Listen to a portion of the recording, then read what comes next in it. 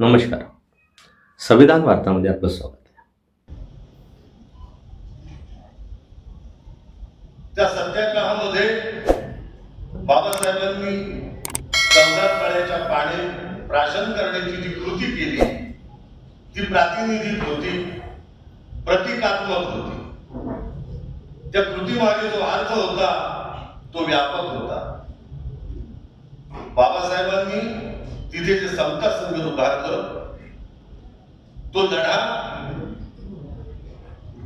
या देशामध्ये मानव अधिकाराच्या लढ्याची मुहूर्तमेढ रोवणारा ठरला. या देशामध्ये जनावरांना पाणी पिता येतं, पण अस्पृश्यांना मात्र त्या महाडच्या चौदार तळ्यावर पाणी पिण्यास मज्जा होता. तो पाणी पिण्याचा अधिकार बजावण्यासाठी बाबासाहेबांनी ते आंदोलन केलं.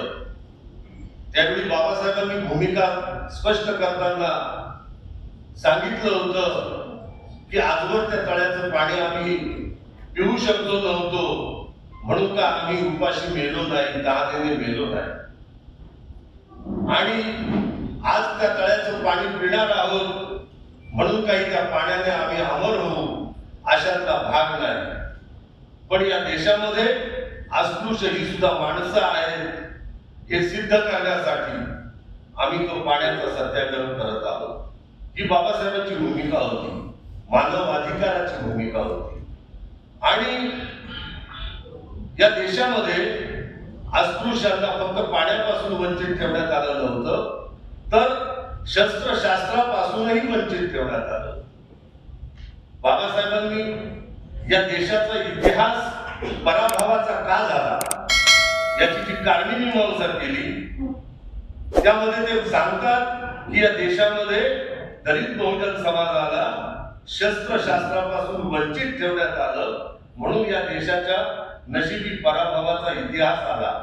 आणि पुढे ते सांगतायत की आम्हाला शस्त्रशास्त्र धारण करण्याची संधी मिळाली तर या देशामध्ये क्रांतीचं चक्र असा सहित फक्त आम्हीच घेऊ शकतो. तर बाबासाहेबांची ती जी महाडची क्रांती होती त्याबद्दलची आजच्या कार्यक्रमामागची सविस्तर भूमिका माझ्यानंतर सर्वप्रथम सुनील किरगाम सर मांडणार आहे. पण आजच्या या निमित्ताने मी नियोजित वक्ता नसलो तरी महाडच्या समता संग्रामामधली एक छोटीशी गोष्ट तुम्हाला सांगणार आहे.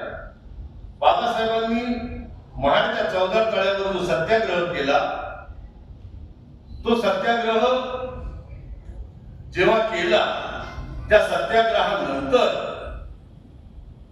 जे विरोधक होते त्या विरोधकांनी अस्पृश्यांचा पाण्याचा अधिकार नाकारण्यासाठी ते चौदार तळं ही खासगी मालमत्ता आहे असा दावा केला आणि दिवाणी खटला दाखल केला. तो खटला नंतर 10 वर्ष चालला. डॉक्टर बाबासाहेब आंबेडकरांनी पाणी प्राशन केल्याची कृती करायला मिळाली, त्यानंतर ती लढाई काही सोडली नाही.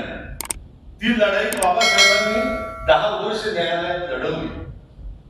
आणि ती लढाई लढताना बाबासाहेबांनी ते चौदार तळं ही खाजगी मालमत्ता नाही, ती सरकारी मालमत्ता आहे हे कोर्टामध्ये सिद्ध केलं. हे सिद्ध करताना बाबासाहेबांनी न्यायालयामध्ये त्या चौदार तळ्याचा गाळ काढण्याचं काम ज्या कंत्राटदाराने केलं होतं त्या कंत्राटदाराला पेमेंट त्या काळात नगर परिषदेने केलेलं आहे. 17 रुपयाचं जे पेमेंट आहे याचे पुरावे, याची कागदपत्र बाबासाहेबांनी न्यायालयात पडकवली आणि ते चौदार तळं ही खासगी मालमत्ता नाही, सरकारी मालमत्ता आहे हे बाबासाहेबांनी सिद्ध केल्यानंतर मुंबई न्यायालयामध्ये अस्पृश्यांचा पाणी पिण्याचा अधिकार मान्य झाला. आज त्याला 100 वर्ष होत असताना एक महत्वाची गोष्ट या देशामध्ये घडली.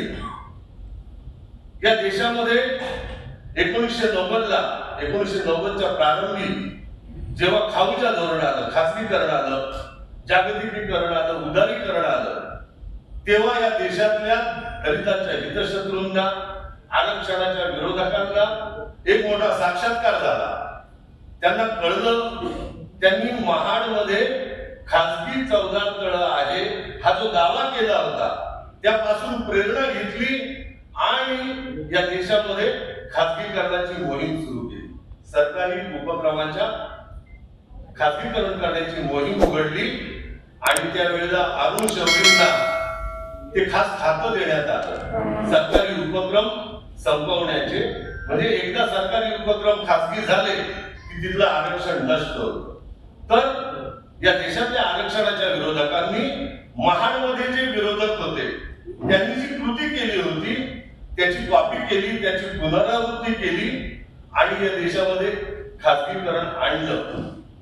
आज आपण आंबेडकरी चळवळीमध्ये, बहुजनवादी चळवळीमध्ये आपल्या मूलभूत अधिकारांचा, मानवी अधिकारांचा, अन्याय अत्याचारांच्या विरोधातला लढा सदैव देत आहोत, सतत देत आहोत. ही मानवी अधिकारांची लढाई यानंतर पण आपल्याला या शताब्दी महोत्सव साजरा करताना त्याला चालना द्यावी लागणार आहे. ही लढाई आणखी गतिमान करावी लागणार आहे. या लढाईमध्ये आपल्या सर्वांची साथ मिळेल याची आम्हाला खात्री आहे.